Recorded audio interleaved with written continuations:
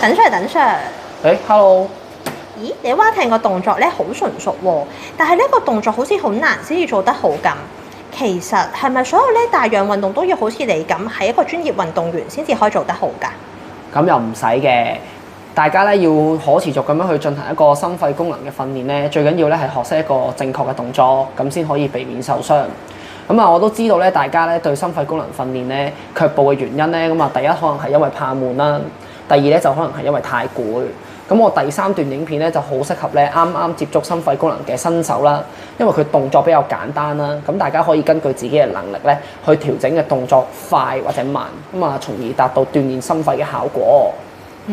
阿 Sir 啊，咁你會唔會搞多一次快閃教室，同大家去講解你段片，分享一下做心肺鍛鍊要注意嘅事項，同埋都解答一下大家嘅疑問啊？會啊，嚟緊5月29號星期五1點45分到2點，我哋會搞第二次嘅快閃教室，去同大家講解一下。咁我哋就約定大家5月29號喺中心見啦。好，到時見。